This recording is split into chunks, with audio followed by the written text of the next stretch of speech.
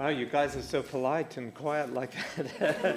But let me start by welcoming everybody to LSE. Actually, before I forget, the people online as well. Really delighted to have a lot of people joining us online tonight. And for the people who are joining online, just to say we will let you participate actually in the event and ask questions later on.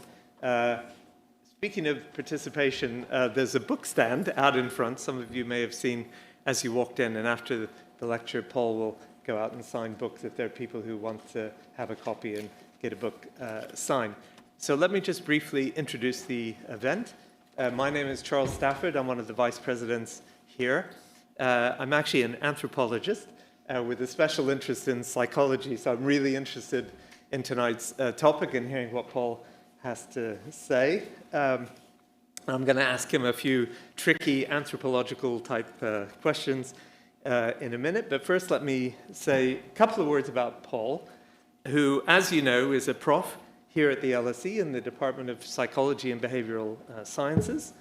His research has focused on developing better ways of measuring and valuing the richness of human experience, right? What are the things that people do in their lives? What really matters? What should we really care about? And of course, he has a special expertise in the psychology and the economics of happiness, which of course has been a very timely topic in recent years and one that a lot of people are paying attention to. So Paul has a fantastic CV, as you know, very impressive as an academic, as a scholar, but he's also one of those academics who really wanted to engage in the real world of policy and practice to reach a bigger audience. So he's done a lot of heavy lifting on the public engagement side, and he's done his podcasts and he's written books for general audience that have been really well received, including Happiness by Design, which of course really had a very big impact.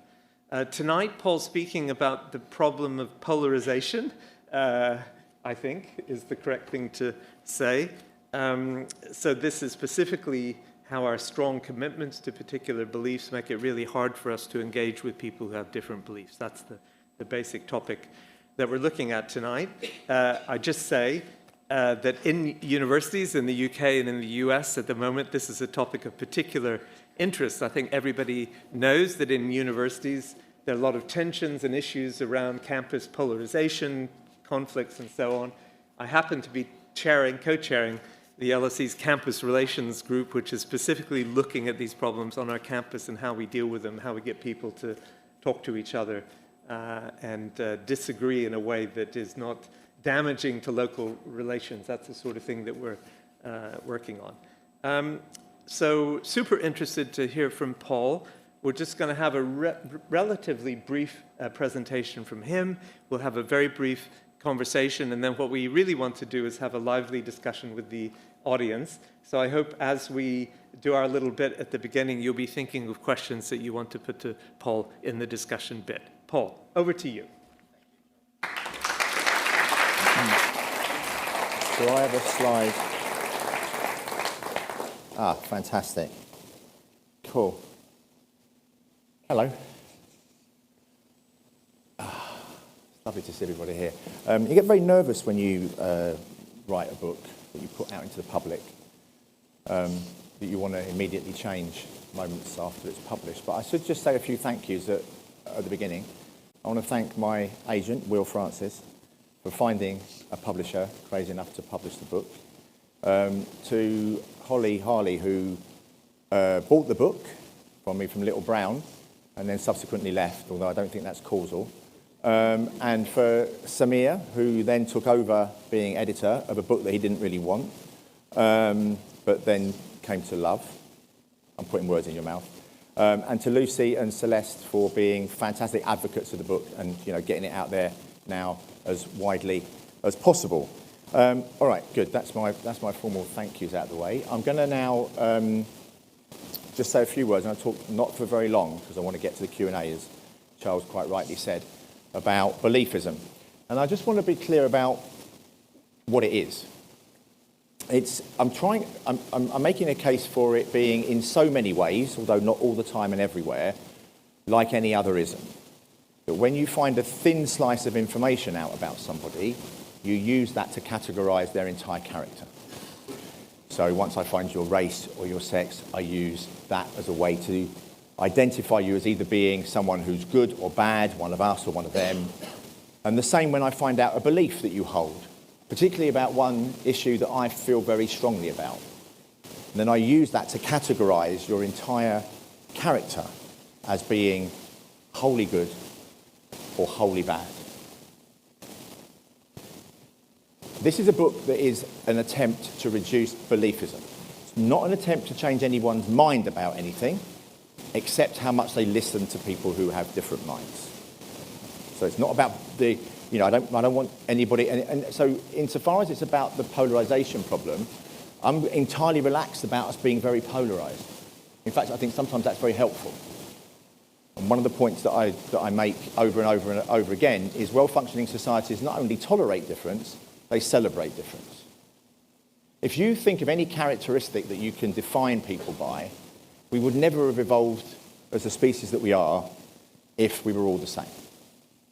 If you took risk attitude, if everybody was super cautious, we would never have left Africa. If everybody was super risk-seeking, we'd all be dead.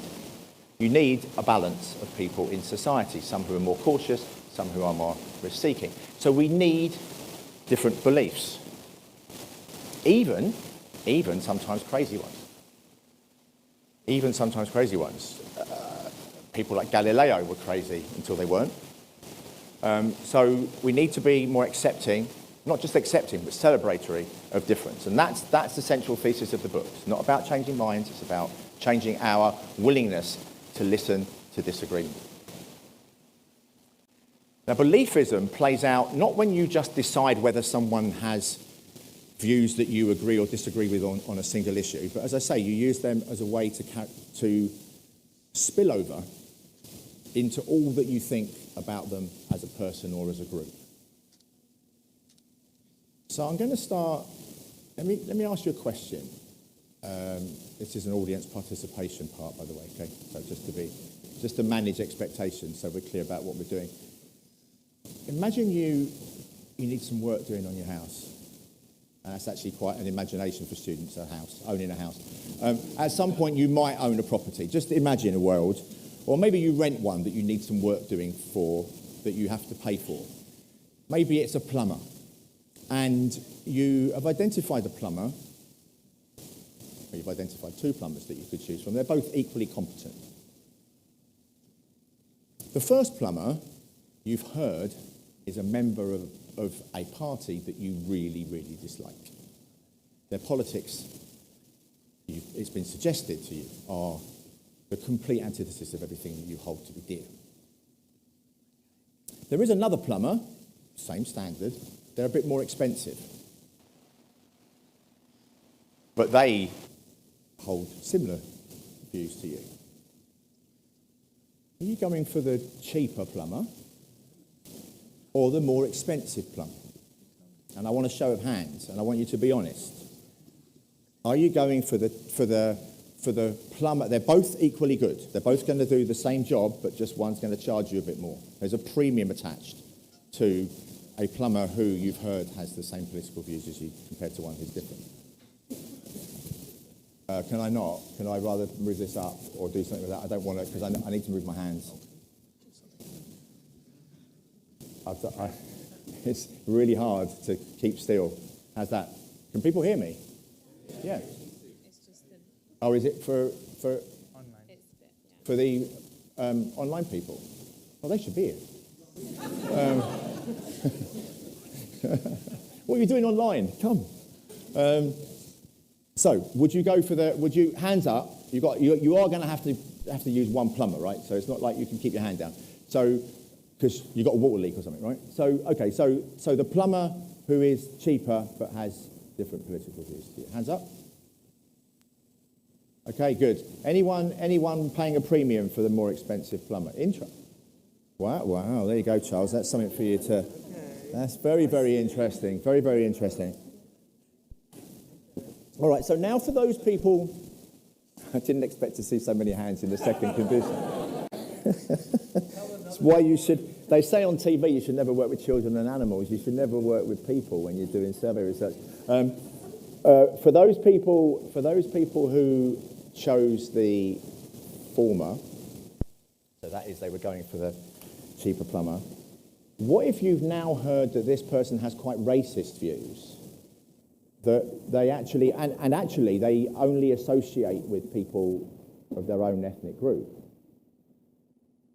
If you had your hand up to that first plumber before, do you want to put your hand up to this plumber again now, or are you going for the more expensive plumber? So hands up if you're still going to take the plumber who's costing you the least. Okay, and now if you're switching to the other plumber. Okay. So, all right, well, we'll leave that there and move on.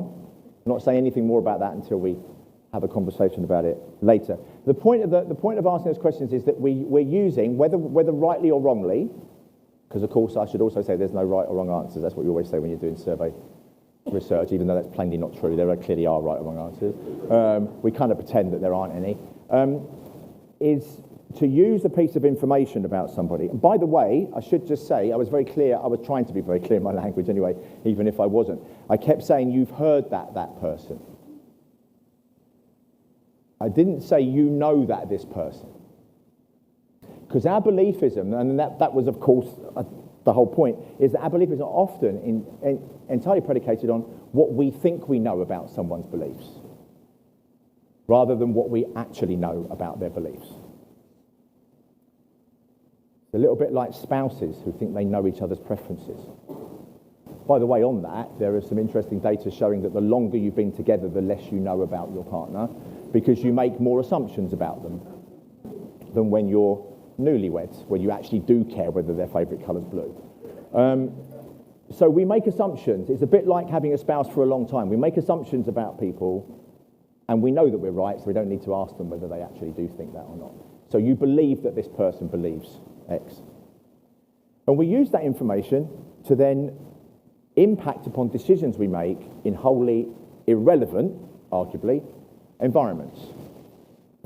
So we see this play out in quite a lot of action in the lab and in the field, in various studies that have been done. One study where people categorised shapes, and they got paid if they got the shape right. They were made up shapes. And you could get advice from people who knew how to categorise shapes.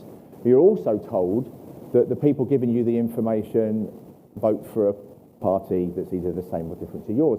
And people use that information as a means on which to trust their shape expertise. Wholly irrelevant to what you should be doing in the experiment, arguably, is trying to maximise the money that you take away, not based on anyone's politics. Or in the field, in economic decisions like the ones that you've just made, where you're willing to pay a price for being beliefist in some sense. Various field experiments. There's an opportunity for me now to thank the person that I want to thank most of all, which I left him till now, to be separated from all the other people that I don't really care about as much, which is George Melios, who was the research assistant with me, more than the research assistant, postdoc and friend throughout the whole time of working on this book, and it wouldn't be what it is without him. It might not have existed without the other people, but it wouldn't be what it is without him. And one of the studies that we cite is from taxi drivers in I think it's Ghana, where it's a really nice field experiment where they exchange information, the ride and the cabbie, in order to identify their politics, and the cabbie will offer cheaper fares to people who are identified as being similar to them. So it plays out in real world behaviour. This is not some academic exercise. We are acting in ways that suggest we're beliefist. So what do I want to say before I stop? I'll say a couple of things about why. Well, we are because we're human beings. I mean, we have long sought to identify people as one of us and them.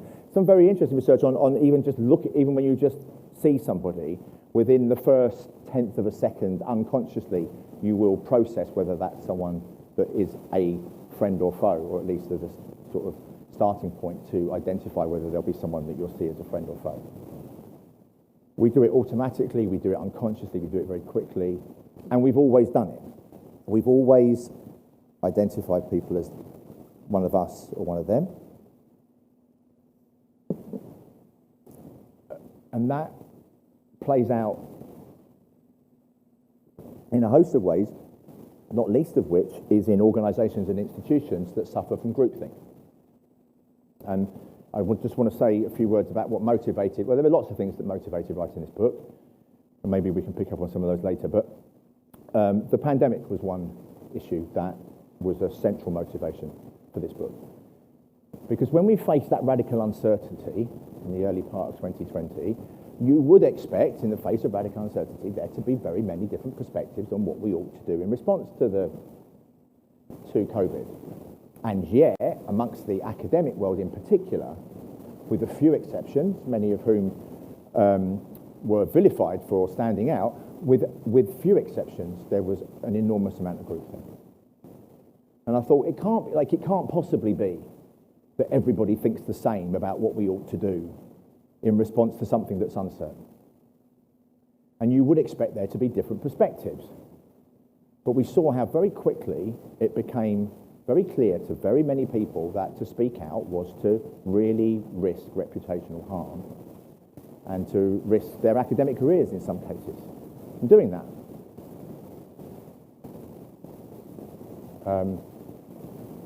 And so working in an academic institution, which again, sort of thinking about reasons why I wanted to write the book, I went into academia because I actually do like having a good argument, respectfully, and actually being a bit humble sometimes, all of us, about what we know to be true, and going into discussions with the humility that enables us to discuss issues openly. Very rarely will we change our minds about anything that matters to us. Danny Kahneman was a great friend and a huge influence on me, and he said that very many times. Very rarely will people, if ever, change their minds about anything that matters to them.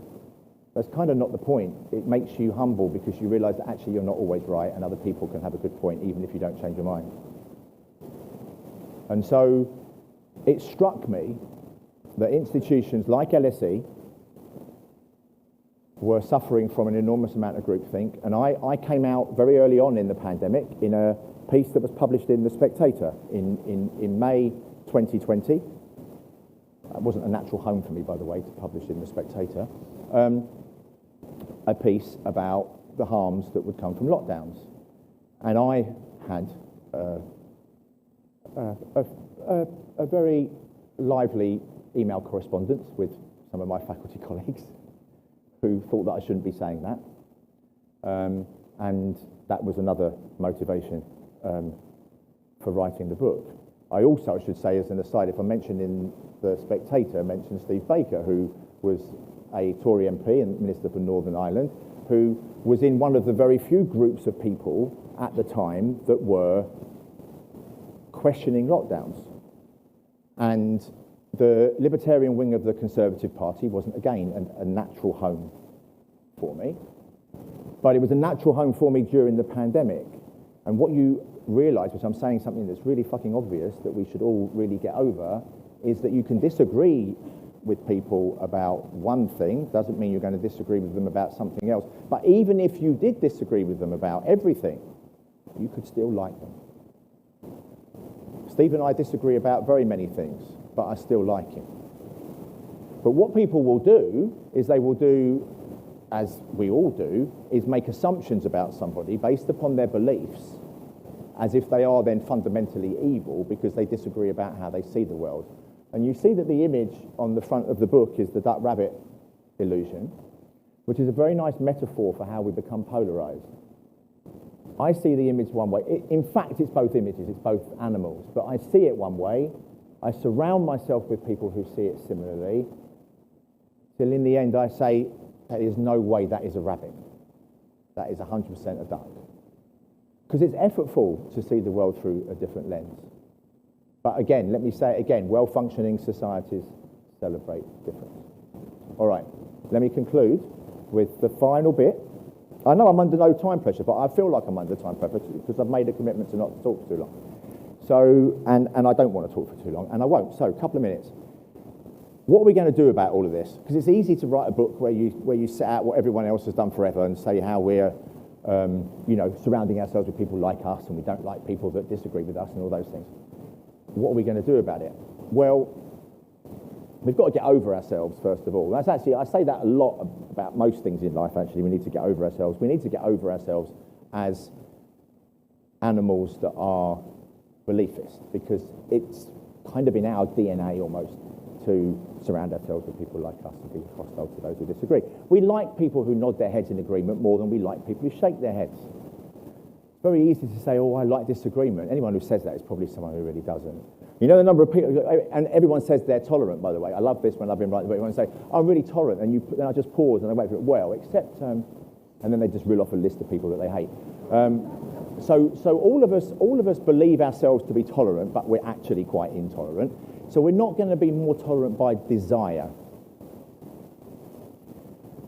We need to do it by design.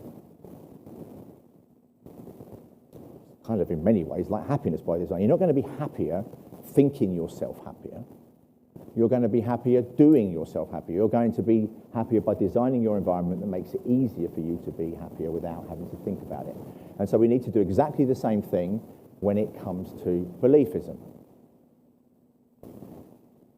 We need to design our organisations, our institutions in ways that make it easier for us to be less beliefist. And so I've actually used slides tonight, 2 of them. I've got a checklist in the book. I fucking love checklists. Everyone should love checklists. Checklists are so effective at drawing us away from situational blindness to focus on what's fundamentally important, not what our attention is focusing on at the time. And many of you will know about the success stories of checklists in the aviation industry, in surgical operating theatres, where simple things on the checklist, like have I got a co-pilot sitting next to me, have led to fewer planes crashing. Because pilots weren't paying attention to the co-pilot. They were looking at the instruments and it was all fine and they took off. I know. Obvious but overlooked. That's actually a fundamental part of everything. Obvious but overlooked. And so checklists draw our attention to the obvious but overlooked. And so I've got a checklist in the book, and it's called Embrace. In very good scientific rigour, I came up with a word, and then I fitted the evidence to the word. And it just so happened, it was remarkable. I didn't realise, this is extraordinary. George and I were blown away how all the evidence fitted these 7 letters. It was as if by magic. And there are 7 letters in Embrace. And these are, and I'm not going to go through them now, but these are an attempt to help us organise our lives, our organisations, our institutions in ways that make it easier for us to listen to people that we disagree with, to make better decisions. We're facing radical uncertainties around the future of AI, about the next virus that we're going to get. We need to have different voices in the room coming up with their answers and their arguments. We know that cognitive diversity works in most industries and sectors. So we need to have genuine cognitive diversity. I apologise, I haven't looked upstairs. I saw that people came in from the beginning. It was empty to begin with, and now the people are in here. So hello, upstairs. We need cognitive diversity, and the only way we're going to do that is by embedding it into our organisations. And our institutions, like LSE, need to adopt the Embrace framework in order to reduce beliefism. I just want to say one word to finish on one of the letters, on one of the elements of one of the letters, because saying the LSE made me think of this. Under bonding, there are things that bring us together that make us similar, which are some of the fundamental determinants of happiness. And humour is one of those. There's a randomised controlled trial looking at the use of humour in getting the Israelis and the Palestinians to listen to the other side's perspective. When humour is introduced into the intervention, people are more willing to engage. So I suggest that at places like the LSE, we laugh a bit more than we do, because isn't it interesting how we cleanse education of joy and play the further we go up it. So I will continue to make crap jokes, Charles, in my classes, and I will stop at that point and be ready to talk to you first, I think. Thank you very much.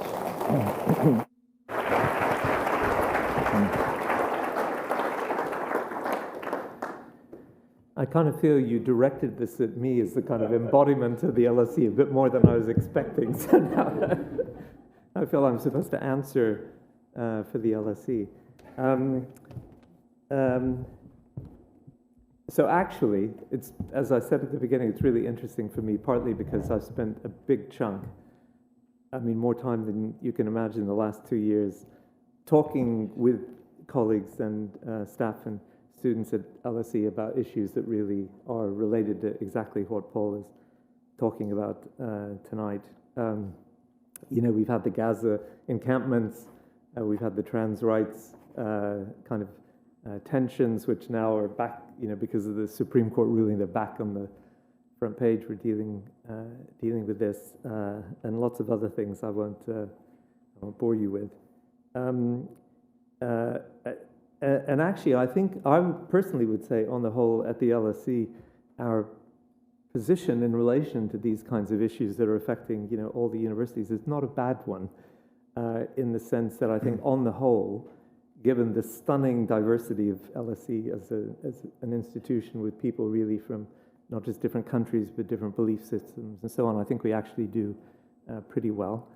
So that's good. But of course, we have challenges like everybody else. Some of them, I have to say, I'm an old guy, you know, you get old, you get sentimental. Some of them a little heartbreaking for me to realize that, you know, students have really bad experience at the LSE because of anti-Semitism, for example. I think, oh, come on, you know, really? Yes. So challenging times, and beliefism is obviously a, you know, part of that story. But the thing I focus on in particular, and then ask you a question about, which really stands out to me at this point, is self-censorship. You know, that is really where I see there to be a major issue in universities and at the LSE. And I've really come to feel self-censorship is an interesting thing. So, you know, in a simple way, you could say, okay, self-censorship is not saying what you believe out of fear, for example, because you just think, well, if I really say what I think about, you know, topic X, I'm going to come under attack so much that, you know, it'll be super difficult, therefore I'm just not going to say it. I think in practice, I mean, the cases that I've heard about are much more complex than that, including that, you know, I think a lot of people, for example, self-censor because they want to listen a bit more to what the other people have to say. You know, they're avoiding conflict of particular kinds in order to have discussions maybe of deeper kinds, etc. So it's a kind of complicated thing. So what I really wanted to ask you was just about how self-censorship fits into the thing that you're talking about. You know, one thing is to have beliefs. It's a different thing to express them or to not express them in particular contexts. I haven't read the book yet, so you get to now tell me about self-censorship. You haven't read the book yet? No. I mean, honestly. Well, I mean, obviously, someone who's interested in measuring stuff, measuring self-censorship is really hard because how could you observe it? So you're only going to observe people saying that they self-censor. If they do, and we can't always trust what people tell us in surveys. I can give you the evidence if you... So the question of listening, I mean, if you think about, I mean, one of the things I didn't go into is what, you know, that we've always done this, what we're doing, beliefism, whatever, but the social media age has kind of made things magnified in many ways because there is a need on social media to perform and to express opinions and views in a very strongly held, passionate way that assert your moral authority, and to recognise ambivalence or uncertainty or ambiguity, kind of a bit weak, even though everything should be recognised and looked through with ambivalence, uncertainty and ambiguity. You know, if you say during the pandemic, every death is a tragedy, sounds like it has moral authority compared to we should proportionately weigh up the costs and benefits of actions. In fact, we should be doing that, but it doesn't assert you in quite the same way. So I think there is a performative nature, there's a virtue signalling nature, because often what we can post online is costless. I can say very, very strong things without any recourse to any kind of bearing any kind of consequence of those words or actions. And so I think that does permeate then into the real world. And I think that if you're someone who's self-censoring for humility, because you want to listen to the arguments, then that's, of course, that's a very good thing. But if you're doing it because you just feel scared to say something that might be disagreed with, then of course that's much more challenging. I mean, one of the things that'd be great if when we're making hiring decisions at LSE and other institutions is to really flush out people's beliefs. You know, because it's very interesting that we don't do that. And of course, there's all sorts of issues and reasons why we don't do that. And I'm not saying it's a categorically and universally good thing to do, but it would be interesting to get people to reveal things about themselves in ways that may not then be made public, in order to increase that cognitive diversity. And the self-censorship piece then does play out in the kinds of assumptions that people make about the jobs that they're going into. It's not even self-censorship, it's self-selection. Is that if it's identified as a profession, whatever that might be, that has a particular leaning, then if I have different views to that, I'm less likely to choose to go into that career. Footnote, the new free speech law that's coming into effect and obviously having a big impact on universities. One feature of that will be that we will really need to actually make it a bit more explicit in our protocols for hiring that we're not going to discriminate against people because of their beliefs. That's just going to be, it's just going to have to be actually part of the deal. Well, it's interesting that it's been in law anyway, with like views around faith, for example, but it hasn't, by extension, extended into other beliefs. Yeah, well, now it has. Which it will now. It has. Which it will now. Now it has, it has. Anyway, mindful of time, just another question for me, and then in a minute we open it up. So this is the bit at which you're supposed to be thinking of your brilliant questions. And actually, we have some online. Well, actually, 5 minutes ago, there was a message on the iPad that said, there are no suitable questions yet from the, and I was like, oh, send us the unsuitable questions and we'll take those too. But anyway, now there are 3. One other from me,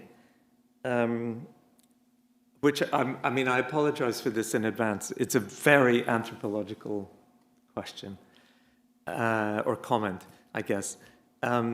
Which is to say that the focus on belief, per se, is a very Western thing, I would say. I give a concrete example of this. So I was an anthropologist of China and Taiwan back in the day. So I did research in Taiwanese and Chinese communities, mostly rural communities, very traditional, in quotes, communities where kinship and religion was very salient and really determined so much of what people did. And one of the things that I learned about Chinese popular religion, or Taiwanese popular religion, is that, and there's arguments about this in the literature, but it's not very belief-oriented, meaning that if you talk to people and you say, oh, what do you believe? What are these beliefs about? What do you, people look at you sort of like, wow, you're being so Christian, in asking about belief, because that's not really exactly the thing that we're doing. It's not about belief per se.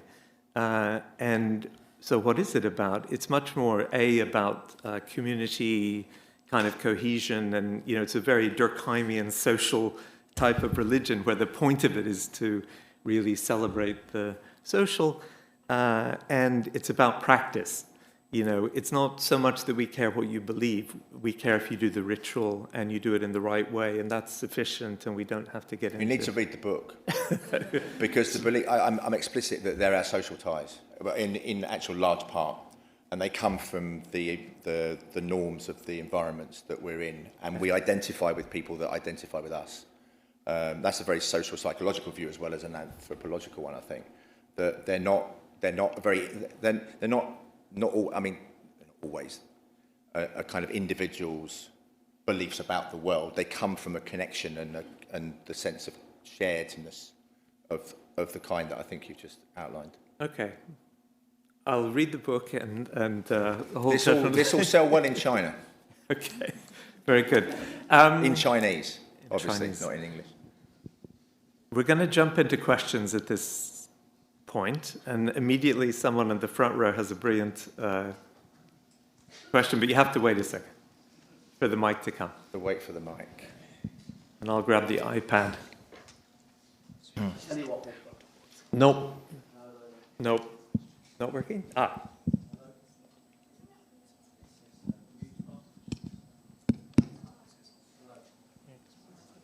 It's not on. Well, here's the good news. There we go. I have read the book, so that's a good start. Hey, thank you. Here's a question for you, and it's a complicated question. I don't want to be an old guy asking a really complicated question, but I'm interested in, you talked about identity being something that we are uncomfortable about having prejudice towards, but we have agency when it comes to our opinions, right? Okay, so that's Do you think so? Well, I just want to give you this example. I think you have agency. I used to work at a big tech company. And there was this sort of confounding issue where we used to do a lot for LGBT rights and pride. And a Christian person came up to me and said, this is against my belief that we do this. And I was really confounded with how to answer that. And then I discovered the paradox of tolerance. Karl Popper, the idea that the only thing we should be intolerant towards is intolerance. That, you know, actually, if you allow intolerance to happen, then it's so societally destructive that actually you need to be intolerant towards it. And so it begs the question for me. I feel we do have agency towards our opinion more than our identity. And I'm just interested in your perspective in, can you genuinely look past that plumber thing in every instance? If someone's being intolerant, can you look past that intolerance? Can I? Well, as you know, I can't. Well, one, yes. Well, I mean, I think it depends. That's obviously going to be the best answer that anyone could give to any question that's clearly complicated. Is that it does depend. It always does depend. That's always the answer to every question. And I wouldn't have moral certainty about any of it. I think it would depend on the context. Of course, it would depend on whether the belief, if it's a belief in relation to something that is actively going to harm you or others like you, then I think it's entirely legitimate in my moral compass world, or in anyone's world, I think, to be beliefist against someone's beliefs in those domains, but not about other things that they might have to offer and contribute. If we're talking about productivity in the workplace, then unless they're highly correlated with their beliefs that are abhorrent, we should listen to everything they have to say. I would avoid splitting. That's what I want to avoid. I want to avoid the idea of categorising Steve Baker as evil because he was the hard man of Brexit, which he hates everyone saying, and I've just said it again. I apologise, Steve. But it's you know, when we wrote a Times Red Box piece about vaccine passports, most of the comments underneath and the comments that I got from LSE colleagues were about his views on Brexit.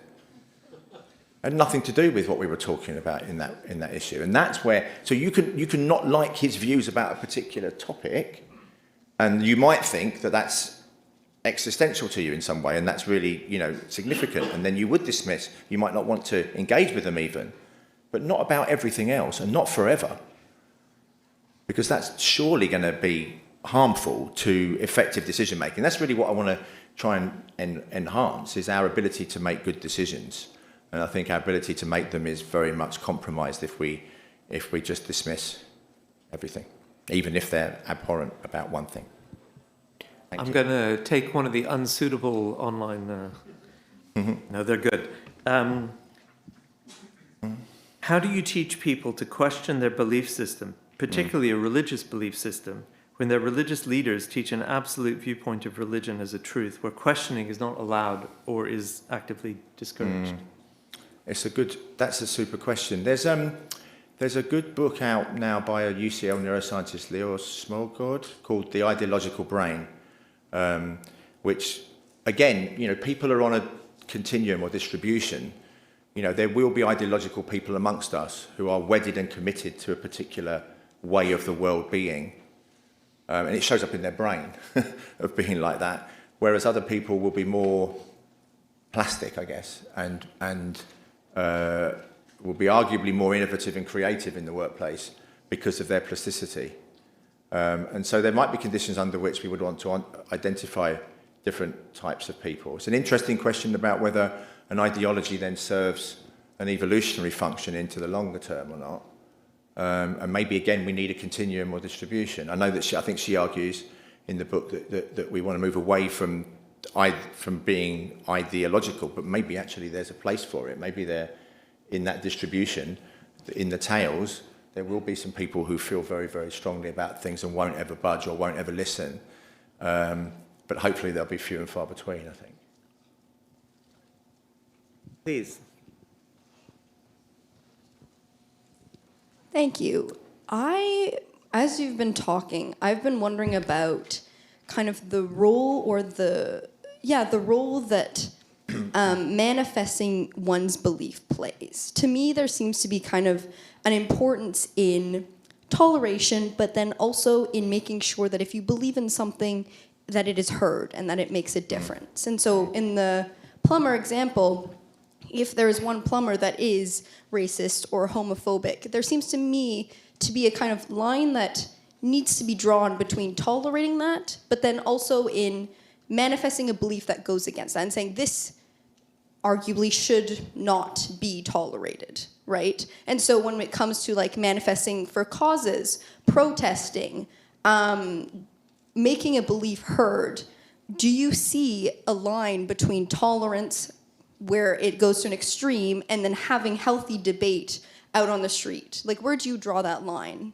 Yeah, so that's a good question. First of all, I have to be very honest about my own prejudices. When I hear the word manifesting, it does rather make me feel a bit sick. So I should be very honest. I'm very honest about that and my priors. The idea that you can manifest things is completely remarkable. Actually, just go and do shit and get it done. And protesting is clearly one way in which we can do that and we can get things done. And one of the things about protesters, of course, is that there's anger, but there's a huge amount of optimism, because why are they out on the streets? Because they want to change the world, right? So I think, again, it's a boring answer, but well-functioning societies would celebrate that difference. So we would have people that were manifesting, to use your language. They're trying to change minds. They're trying to influence the world, and for all the better. I think we need that. But you wouldn't want a whole world where everybody did that. You wouldn't want a whole world because it'd be just complete chaos. It's the idea that we need political engagement. We do. We need more of it, but not everybody to be politically engaged, because you imagine how mad the world would be. We need people not to care. We need people who don't know. We need people who are uncertain, ambivalent, humble, and as I say, don't care. I mean, my views on Brexit were largely that I didn't care, which was really interesting, because it was almost like not only should I also believe what they believe, but it actually would almost be better in that case to believe the opposite than to not hold a strong view at all. Because to not hold a strong view about something that's existential is like morally suspect. But I didn't actually care very much. It was 18th of 20 issues before the referendum. It kind of stayed there for me.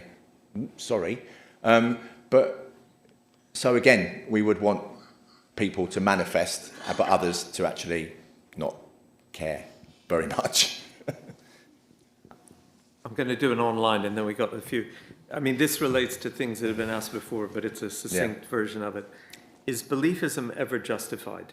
Are there any beliefs so heinous that they justify discrimination against someone? So that's a very clear statement of that. So I would like to make. So I'm sure there would be. I mean, I, as everybody knows, struggle with Coldplay fans. I mean, I do think it would be. It's hard for me to take anything that they say about anything seriously.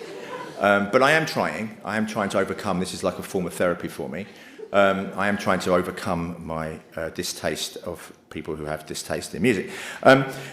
But I'd like to think that if we're going to make better decisions, that even the most extreme and hostile and horrible views are ones that we would still listen to the person saying something else about another issue that we would want to listen to. And also because if we take this view that our beliefs are our social ties to some large degree, and that we may not always have the degree of agency that we'd like to think we have, then,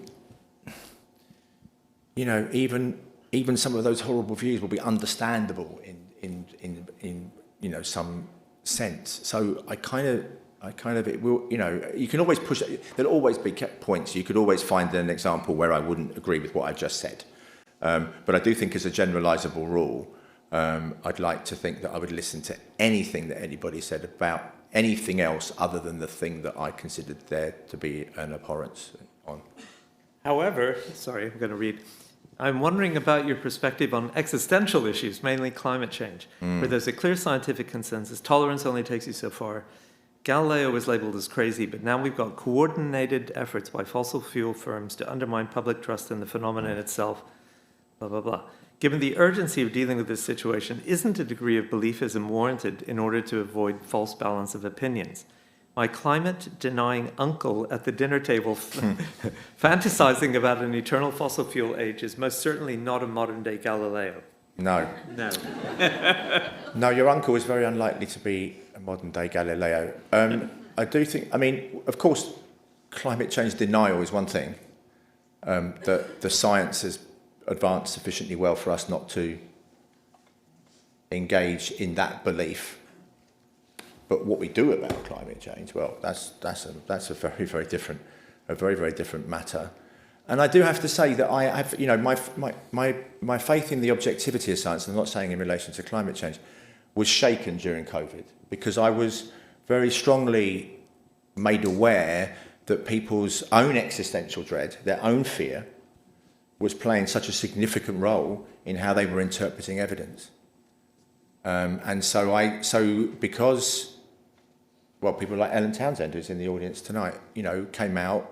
She got much more hostility than I got about her views about the pandemic, her views about the harms that were being caused to children. I mean, it wasn't like she was saying anything other than that, but the science was so overwhelmingly the case that she should not be saying that I was like my faith in the objectivity of science was shaken, and it just takes me back to Kahneman's point, and I want to make this point now about adversarial collaboration. I think this is what we should be doing in institutions like LSE, is embedding collaborations between people who explicitly disagree about stuff, not pretending that we can go into the research question free of our priors, but being open and honest about them, agreeing on the research methods, agreeing that we may change our minds if the conclusions aren't in keeping with what we think, but then being humble about the fact that we're probably not going to change our minds, but recognise that we're not always right. And I think that's a much better approach to science. And so maybe that's a better approach to how to deal with climate change, mitigation, adaptation issues, is to bring people together who are being so incredibly hostile towards one another and not listening to what the other side says at the expense of actually maybe coming up with a better solution about how we address man-made climate change. Okay, great. There are a few. Yes, please.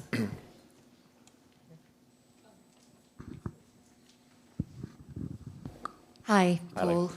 I've got a very practical rather than theoretical question, and I'm too old to say I feel seen, but I feel seen. So my family is a very wonderful thing, and they're always, it's like badly dressed Game of Thrones. We're always falling out. My father didn't talk to his twin. Is there as much sex? Because that's a good bar to set. Well, this is my brothers and sisters we're talking about. My father and mother. No. So, you know, thankfully, no. But, you know, my father didn't talk to his twin for the last 25 years of his life. My mother dropped me for 10 years.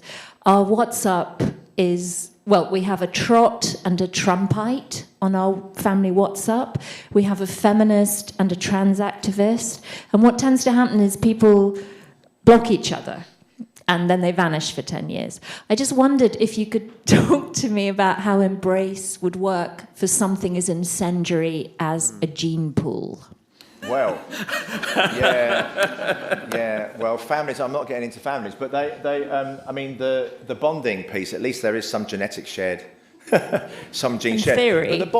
But the bonding is an important element, isn't it? It's the thing that if you put two objects side by side, what you automatically do is look for difference between them. You look for what makes them different. You don't look for what makes them similar. There's not anything salient or attention grabbing in similarity. And that's what we do with people. We look for difference rather than look for similarity. And so there will be so many more things that your family members will share with one another than makes them different. And I think maybe paying attention and reminding yourselves of that similarity may be one way forward. But accepting the fact that there's difference. It's very interesting that we all say that we like difference, and then we want everybody to be like us, or to be like the world that we would like to see shaped. Yeah, anybody who's got children, or at least more than one child, will be very celebratory of the fact that they say their kids are different. And so there are some environments where we are willing to kind of accept that difference, and maybe celebrating the fact that you've got such heterogeneity in your family is again a good thing, rather than trying to shoehorn everybody into the same view. I mean, I do think, if I can just quick footnote on that, I think it goes back to the point I made earlier about, I mean, it sounds like you have a situation in which people are not self-editing. I mean, they're saying these things, and therefore there's huge conflict. And I think, this is one of the reasons that most of the time in most families, people do a lot of self-censorship. And, when, to go back to my role at LSE, we had situations in which people, after October 7th, were tweeting things that caused tremendous offense.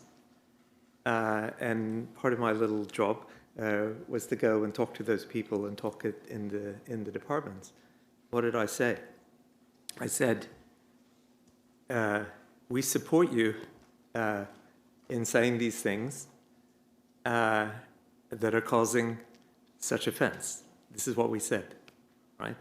Which for me was quite a big, this was quite a big thing to say. In those meetings, I also said, personally, I do not say everything to my parents that comes into my head. I believe in truth. I believe in free speech. I believe in academic freedom. But in my relationships with my loved ones, I do a lot of careful thinking about how to put things, when to say them, what's the timing, I mean, I'm gay. My parents are fundamentalist Christians. I edited my speech for a long time. I could regret that I didn't say what I think to them. On the other hand, that's what I did. I think it's part of being human, not only to have strongly held beliefs, but also to do quite a bit of careful thinking about the impact that our beliefs and our speech have on others. I mean, I think it's, incredibly important. I think that's a good comment in relation to the self-censorship point. That's like we're fundamentally doing that all of the time, aren't we? Anyway, it's a good thing that we do that because we don't want to be taken. Most people don't. Again, it comes to motivation as well. I think if you start from the position that most people aren't motivated out of causing harm. I mean, some people are some of the time, and especially online maybe sometimes, but not in. Very rarely are people motivated out of causing harm. And if you start from that position, I think it's a really helpful way to then properly engage in that disagreement. Enough about me. Many questions. Yes, please. Hi. Hello. So I'm American, and so yes, often... I got that straight away. You go for it. So oftentimes when I'm talking to people here, there's kind of a prejudgment. Fair enough. But as someone, if they don't know me or don't know my opinions yet, and maybe don't know yet that I disagree with the political leader in America right now, how am I supposed to approach conversations with that without Change your accent? can't do much about that. Pretend you're Canadian? Smart. Yeah. Well, it's so interesting that we can't, like, second guessing what other people think of us is a difficult challenge. Even understanding ourselves is hard enough. Understanding how other people are going to think about us is another issue. So it'd be interesting if you could try and find out quite quickly what they do think, rather like maybe than assuming that. I mean, I'm not saying you're wrong to assume, but you might be wrong to assume sometimes that people would think that. I know that's quite effortful, but it's maybe not as effortful as saying you're from Canada. We had a question up front here. Thank you. A question for both of you, actually. Paul, your book, you say quite a lot how this is hardwired into human nature to a certain extent. It's tribal. So why do you think it's become so much worse in the last few years, and especially at universities, which in theory should be the last place to succumb to this, given that they're supposed to be devoted to intellectual inquiry? And Charles, did I hear you right in saying that you're going to have to literally say in your adverts now that this LSE academic position is open to supply-siders or something like that? I mean, people who, who might... Are you going to literally have to spell out that you're a non-beliefist employer? Yeah, more or less. I mean, actually, it's a really good question, and because the guidance around that act remains to be seen what guidance there will be around what university is supposed to do. So we're having these discussions now with colleagues about how we implement various bits of it, such as your events policy cancellation problem. How do you deal with that? We don't have that problem with LSE complaints that student might make about what happens in a classroom. How do you deal with that? And on the hiring side, I think it's still a question how we do this. But there is a question which relates to Paul's point about ideological conformity, if you like, that can obviously happen anywhere, and it can happen in universities that you want to hire people, or maybe you think, oh, I'm on the promotions committee. I feel like this is somehow more aligned with my view of the world than something else, and I think. Given the mission of a university to really explore ideas, have proper debates, and to use the current to have viewpoint diversity, you have to take that seriously. And whatever you might think about that, I think universities are going to be required to actually formally in their systems have some way of communicating to staff. You're actually not allowed to discriminate against people on a beliefist basis. I mean, how that will work in practice will be the subject of many employment tribunals of the future. But yeah, the answer is yes. Just quickly on the why it's got so much worse now, and why universities? Yeah, why now? Well, I do think. I'll pass the universities point. Unless so far as they rate to younger people who now are on social media from such an early age compared to us oldies, where there's bound to be spillover effects of what happens online into how we engage with one another in the real world. It's impossible to think of that not being the case. And so when of all the things we mentioned before, and there's more evidence outlined in the book of the performative nature of what you do online, the supply of information online. We cite a dating experiment that we've done, that we've had published, where you can now, of course, supply so much more information about yourself online than you would find out about someone in person. I might find your politics out after a few dates. Now it's all there for me, and because it's supplied, it becomes important on the demand side, and then that creates then a selection effect. And it's interesting, as you know, Fraser, is that we're seeing a more of a divergence among young people in their politics, in that young men are either staying broadly where they were or becoming more conservative, as young women have become more progressive, to use that term broadly, sort of loosely. And it's creating tensions in that market for dating, because that people won't date across the aisle. So I think that's what we've seen that we didn't see before. The sort of mixed households will become less common, I think, than they were once upon a time.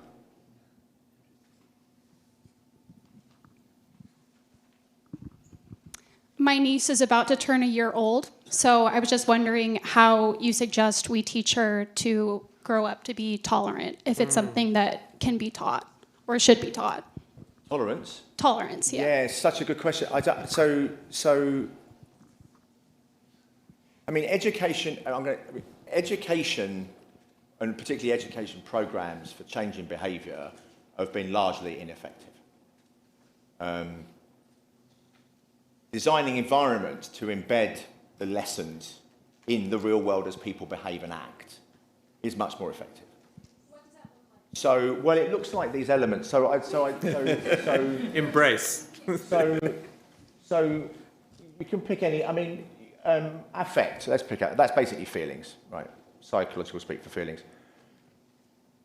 When you're aroused or very angry, not a good time to have a discussion and a debate. It takes the amygdala about 15 minutes to properly calm down when you're properly aroused. Quite a long time. It could only take a few minutes if you're a little bit angry. So maybe have a filter on your social media that just doesn't send that message immediately and that asks you to confirm it a few minutes later. You can still confirm it a few minutes later, but you'll probably be less likely to if it's really hostile if you then calm down. So there are things that we can design. So telling people that they ought to calm down through education programs, it's not going to work very much, but designing it into the way we interact will make it easier. We have a very high arousal family.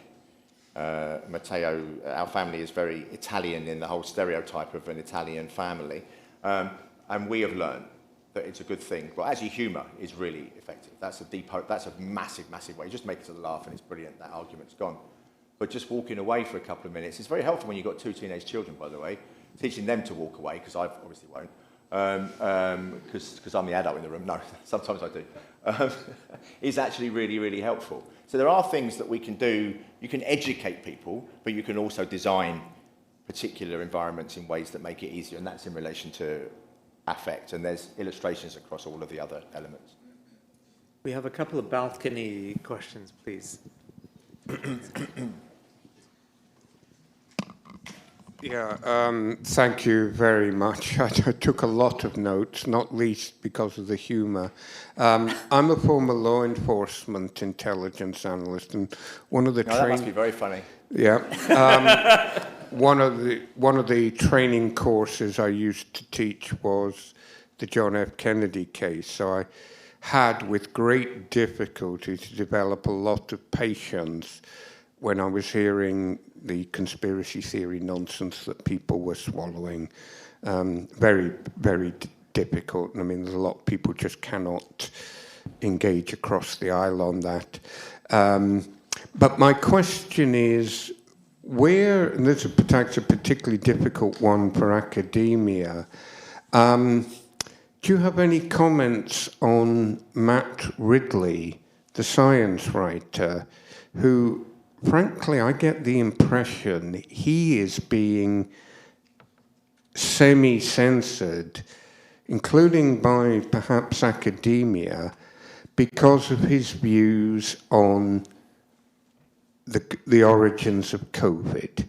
He has always been a believer that a lab leak is a possibility, and he's now gone further to say he now believes that is the probable cause. So I really do find it quite sinister, not least that many of his opponents have gone remarkably silent. And I say this having had a discussion a few days ago with a BBC chap who said he was there when the first WHO team were in China, and he said the Chinese were pulling the wool over their ears.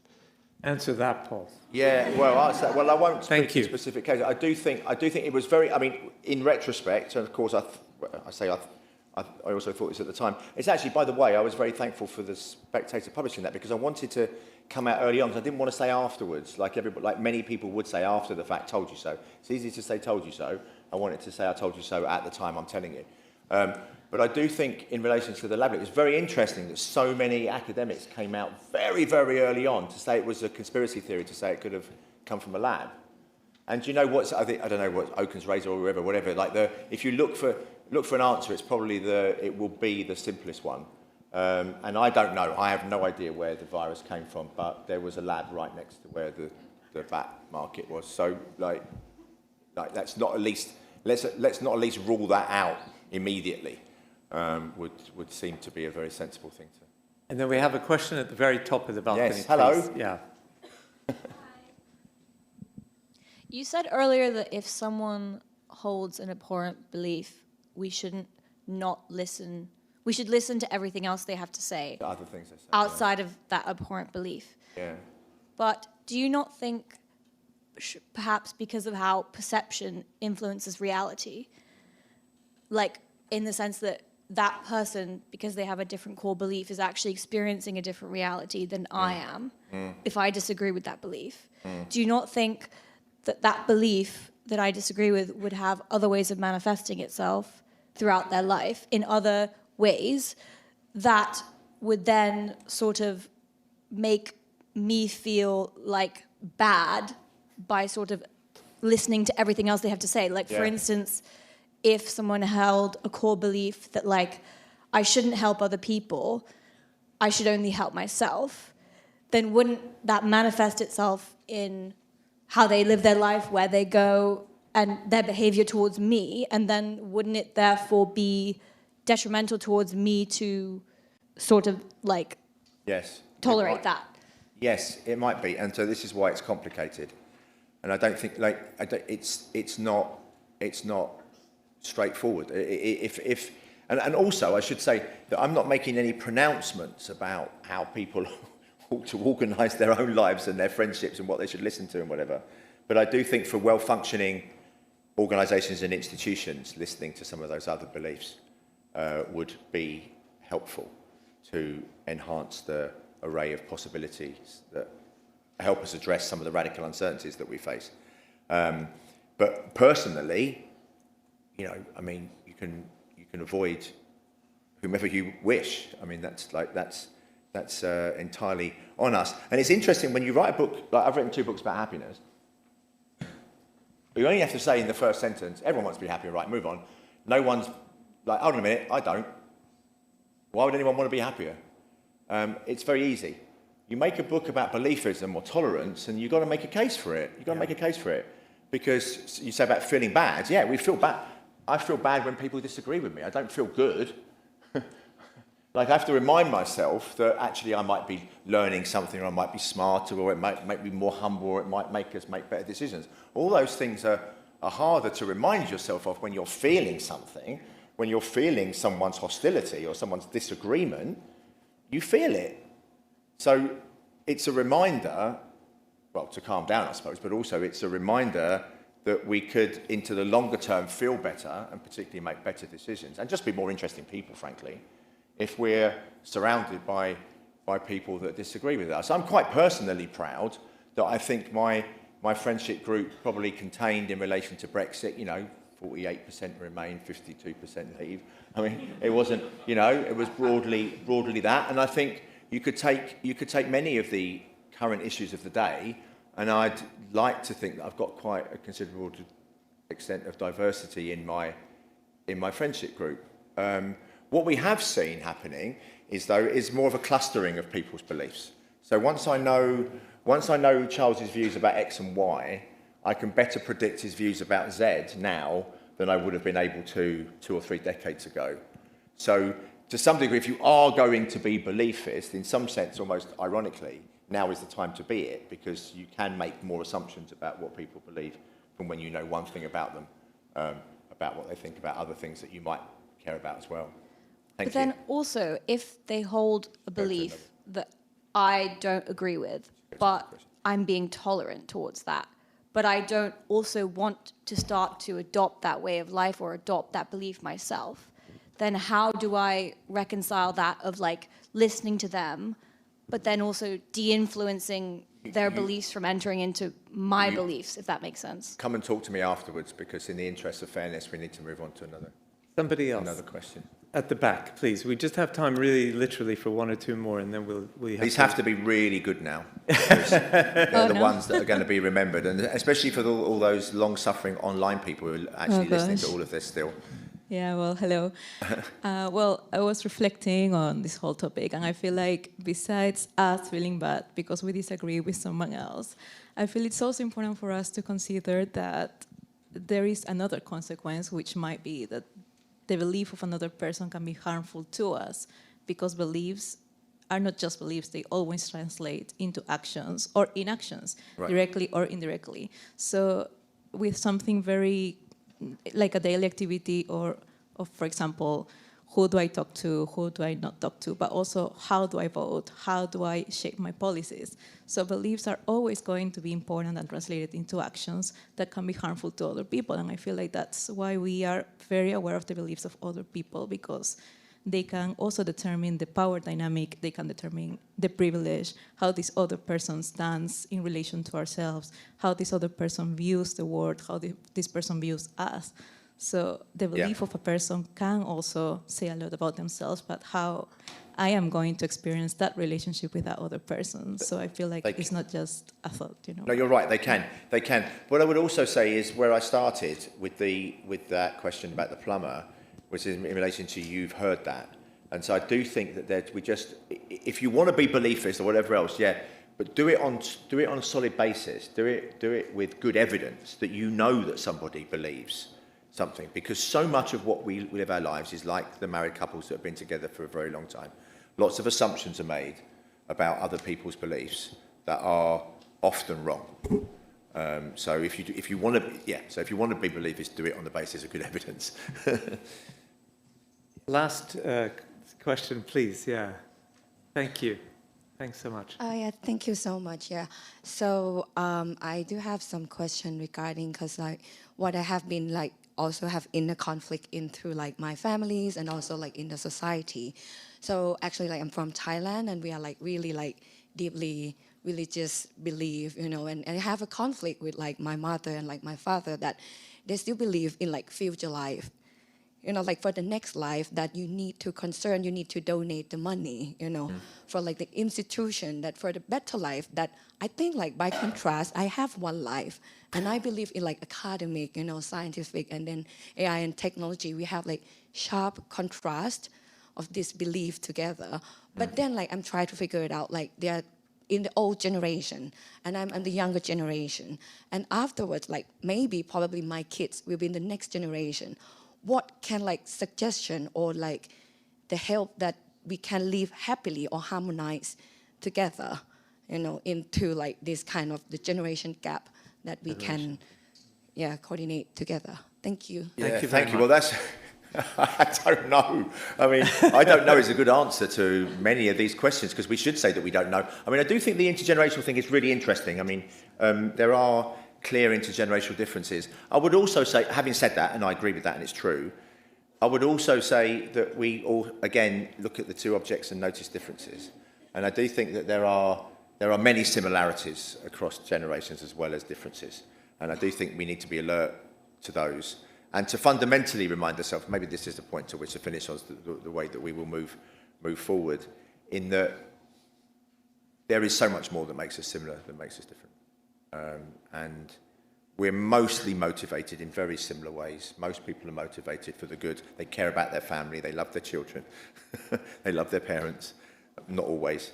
You know, and they want good relationships. And that's a fundamental part of the human condition, is that connection piece. And I think if we can break beliefism to some large degree, we're better connected. And I think that's only good for us now, tomorrow, and into future generations. Wow, on that thought.